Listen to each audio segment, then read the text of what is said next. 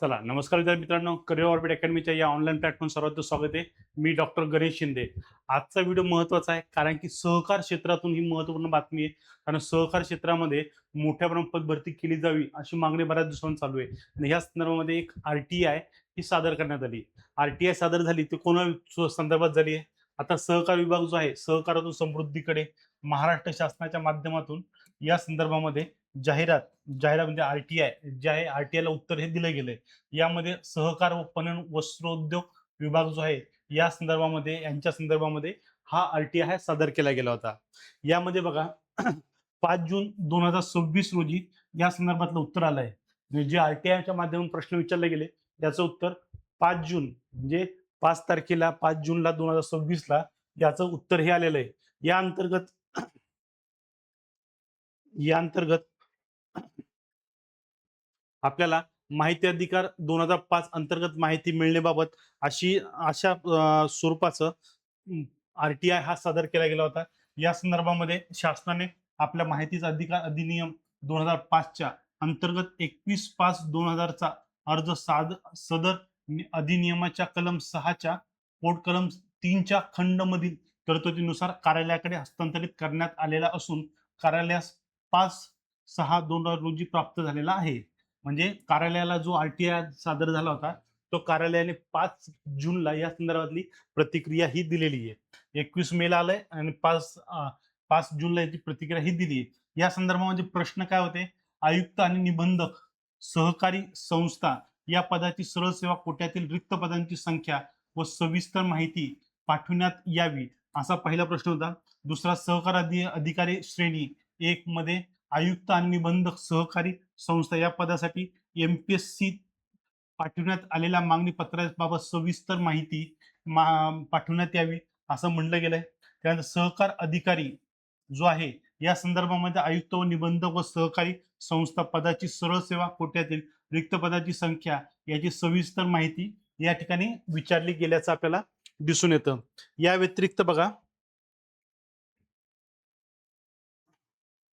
या संदर्भामध्ये सहकार अधिकारी श्रेणी 2 या संदर्भामध्ये आयुक्त व आणि निबंधक सहकारी संस्था या पदासाठी MPSC कडून पाठवण्यात आलेल्या मागणी पत्राची सविस्तर माहिती या ठिकाणी सुद्धा विचारली गेली. म्हणजे 4 प्रश्न विचारले या संदर्भामध्ये डिटेल स्वरूपामध्ये इथल्या रिक्त पदांसंदर्भामध्ये माहिती ही विचारली गेली डिटेल स्वरूपामध्ये. आता ह्या संदर्भामध्ये उत्तर देत असताना विभागाने या ठिकाणी उत्तर दिलंय.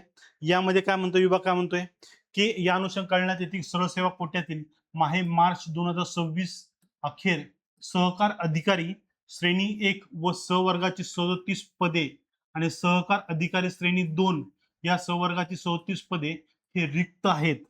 म्हणजे 37 पद श्रेणी 1 मध्ये सहकार अधिकारी श्रेणी 1 आणि श्रेणी 2 यामध्ये 37 म्हणजे एकंदरीत बघितलं 74 पद ही सहकार विभागांतर्गत श्रेणी 1 आणि 2 मध्ये हे रिक्त आहेत.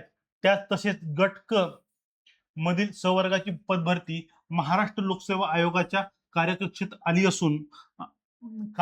आली असून भरती प्रक्रिया सुलभ करण्याच्या दृष्टीने सेवा प्रवेश नियमात सुधारणा करण्यात मान्यता दिलेली आहे. सहकार विभागाचे गट आता इथं बघा पहिल्यांदा या ठिकाणी काय की त्यांनी पहिला सांगितलं जे सहकार अधिकारी श्रेणी 1 आणि श्रेणी 2 मध्ये आहेत तिथं 37 पद रिक्त आहे. या व्यतिरिक्त गट क च्या संदर्भामधली जी रिक्त जागा आहेत या संदर्भामध्ये ही पद जी आहे सहकार विभागातली गट क ची ही MPSC कडे सुपूर्त करण्यात आलेली आहे. सगळ्यात महत्व काय MPSC कडे गेलेली आहे ही पद गट क ची MPSC कडे ही पद चालली गेलेली आहे. आणि या संदर्भामध्ये सेवा प्रवेश नियम जे आहेत यामध्ये सुद्धा सुधारणा करण्याची मान्यता ही दिली गेली आहे. म्हणजे सहकार विभागांतर्गत जी गटकची होणार ती कुठून होणार आहे सरळ सेवेच्या माध्यमातून MPSC द्वारे ही परीक्षा घेतली जाणार आहे. आणि सहकार विभागाचे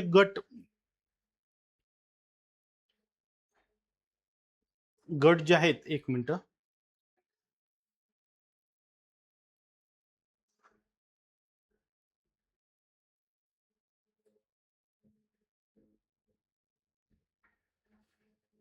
या संदर्भामध्ये सांगितलं बघा.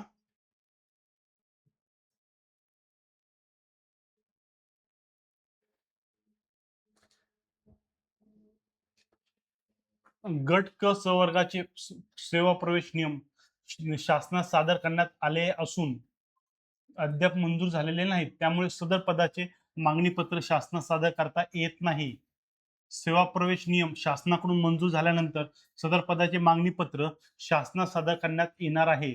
म्हणजे काय, गट क च्या संदर्भामध्ये जे सेवा नियम आहे या संदर्भातली सर्व माहिती ही आता क्लिअर झाली आहे, मंजूर झाली आहे. या संदर्भातली माहिती ही शासनाकडे पाठवली गेलेली आहे. ती फक्त आता मंजूर होण्याची बाकी आहे. म्हणजे ही मंजूर झाल्यानंतर मागणी पत्र हे आयोगाकडे पाठवलं जाईल आणि आयोग ह्या माध्यमातून त्याची जाहिरात जी आहे ती प्रसिद्ध करणार आहे. आपले दिनांक 21/5/2026 च्या माहिती अधिकार अर्जाच्या अनुषंगाने कार्याने दिलेल्या उत्तराने समाधान न झाल्यास तुम्ही वरील अधिकाऱ्याकडे आपलं माहिती मागवू शकतात. मग या संदर्भात आरटीआयची महत्वपूर्ण आहे, म्हणजे सहकार विभागामध्ये सहकार अधिकारी श्रेणी 1 आणि 2 याच्या 74 जागा रिक्त आहेत.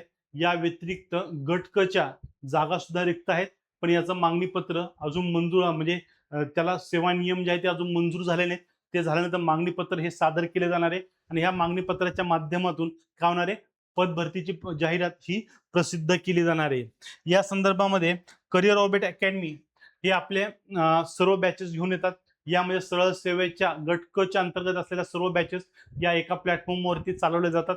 या व्यतिरिक्त ग्रुप ए आणि बी च्या सुद्धा एमपीएससीच्या माध्यमातून क्लासेस जे आहेत ते आपल्या प्लॅटफॉर्मवरती चालवले जातात. करिअर ऑर्बिट अकॅडमीच्या माध्यमातून आपल्याला कंबाईन ग्रुप बी सी, नगर परिषद भरती, तलाठी भरती 2.0, वनरक्षक भरती 2026, आरोग्य विभाग भरती असेल, ग्रामसेवक असेल, आदिवासी विभाग असेल, राज्य उत्पादन शुल्क असेल, कामगार विभाग असेल, महिला व बाल कल्याण विभाग असेल, म्हणजेच अंगणवाडी सेविका असेल, या व्यतिरिक्त पोलीस पाटील असेल, अशा विविध पदांची, महानगरपालिका असेल, अशा विविध पदांची पदभरतीची तयारी करिअर ऑर्बिट अकॅडमीच्या प्लॅटफॉर्मवर करून घेतली जाते.